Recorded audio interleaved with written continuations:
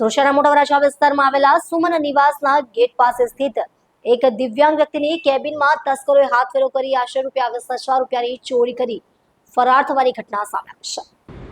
પ્રાપ્ત વિગતો અનુસાર ચોરોએ કેબિનમાંથી અંદાજે ₹5,000નો માલ સામાન અને ₹14,200ની રોકડ રકમ મળી કુલ ₹20,000ની ચોરી કરી છે।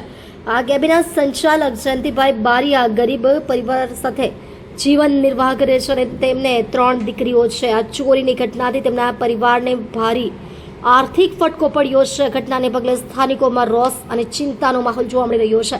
આ બનાવની જાણ ઉત્તરાયણ પોલીસને કરવામાં આવતા પોલીસે ફરિયાદ નોંધી તપાસ હાથ ધરી છે। પોલીસે તસ્કરોની શોધખોળ શરૂ કરી દીધી છે। મારું નામ જયંતિલાલ પોપટભાઈ બારિયા। જયંતિભાઈ, શું ઘટના બની હતી? ઘટના એવી બની છે કે સવારે હું ગલ્લો ખોલું બરાબર 6 વાગે, એટલે પહેલાં મારા ઘરના આવ્યા કે ભાઈ આવીને જોયું હતા કે ગલ્લો તૂટેલો છે બરાબર। એટલે હું આવ્યો તો મેં આવીને ખાલી કાંઈ કોઈ વસ્તુ કરી નથી, એમને જ છે।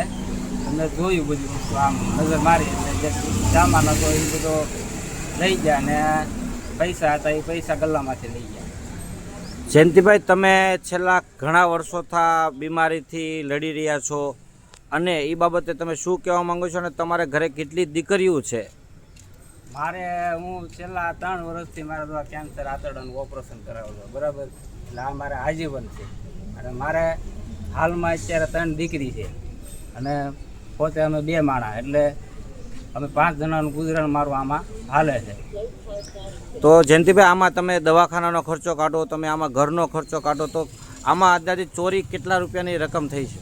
ચોરીમાં એવું છે કે મેં મારે કંપાનું ફ્રીજ લેવાનું હતું ને, એટલે મેં 14,200 મેં એમને ગલ્લામાં મૂકેલા હતા બરાબર।